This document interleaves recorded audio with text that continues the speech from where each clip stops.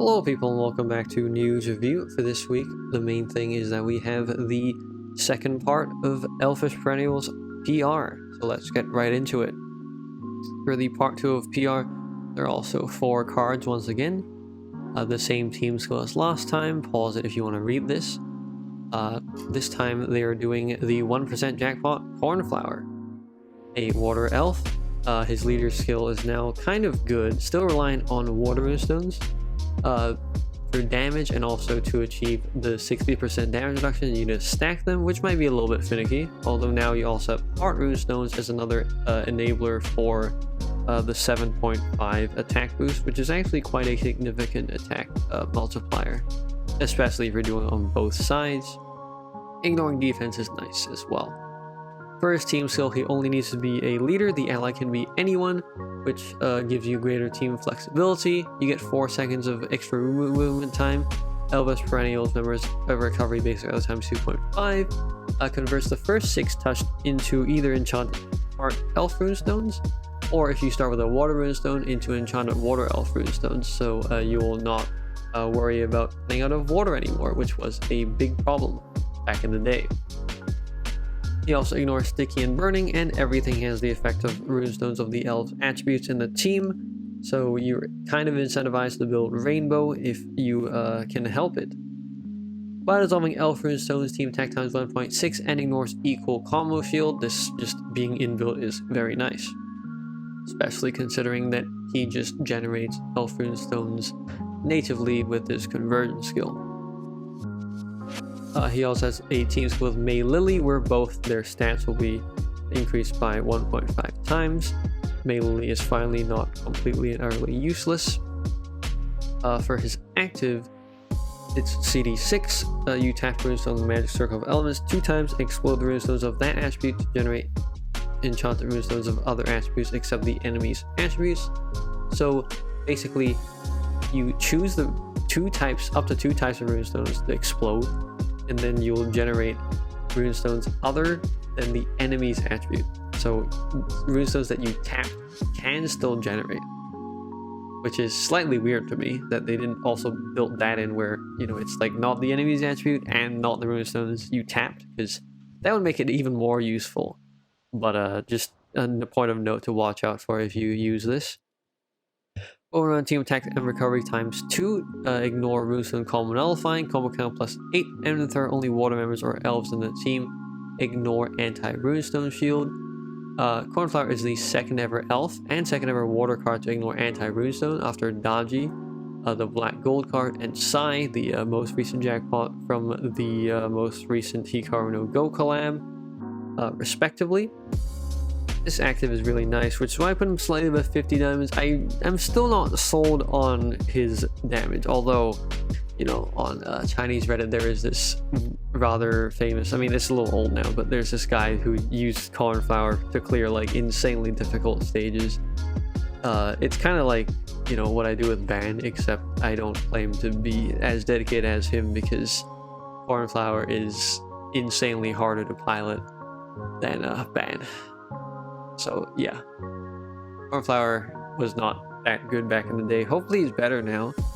He seems better, but I'm still holding my breath. I mean, better to underrated than overrated. Sakura definitely exceeded my expectations for the damage output. Rose is finicky as I expected, but the damage is quite good. Moving on to the 3 small prizes. May Lily, first off, a water elf as well. He has his team skill with Cornflower, which I talked about a little earlier.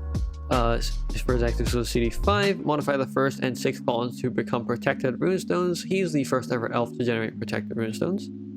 Turn the column below the character and neighboring water members or elves into 3 enchanted water and 2 enchanted heart.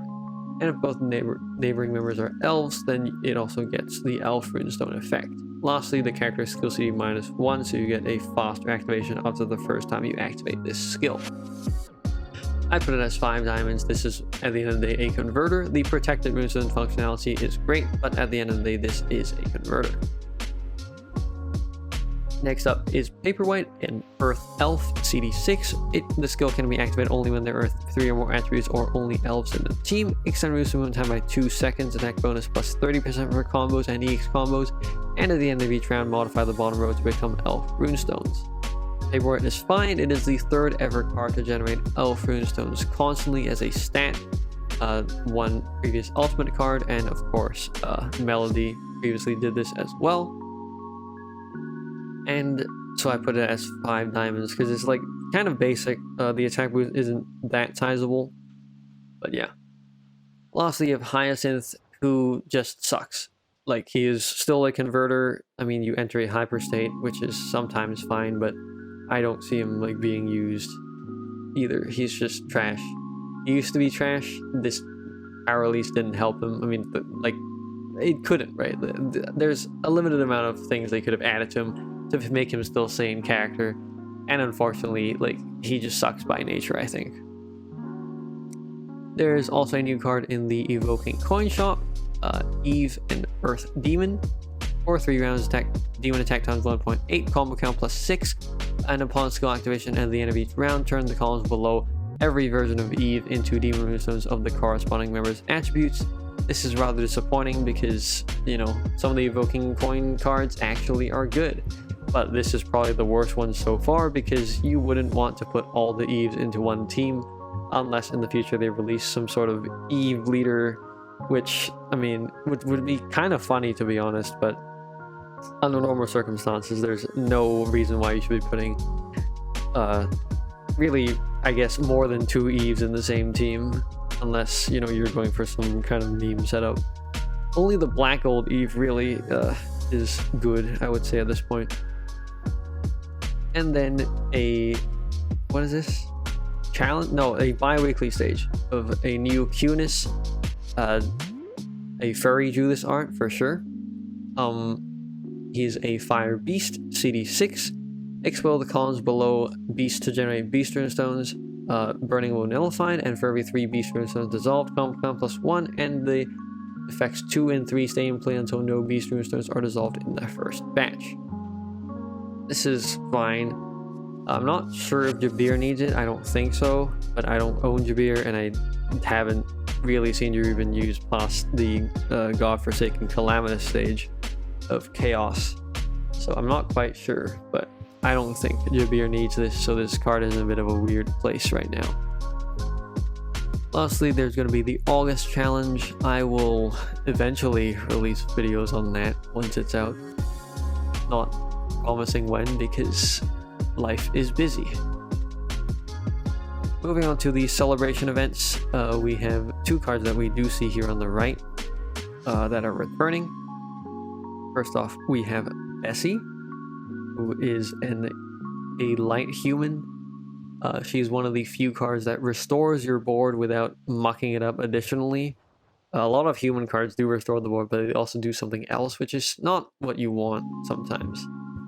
And then you also have Cynthia, which is a water human. People have called this the worst Todoroki. This still has some value, although there are already a lot of humans that burn and freeze.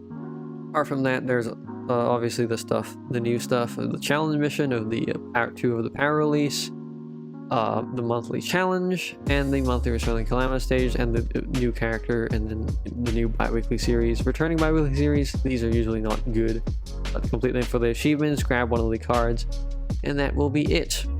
That'll be it for this week's news review. If you like this, please leave a like. If you have any questions, leave it down in the comments below. And if you like this in general, please subscribe to give me motivation to make more videos. And I'll see you in the next video. See ya!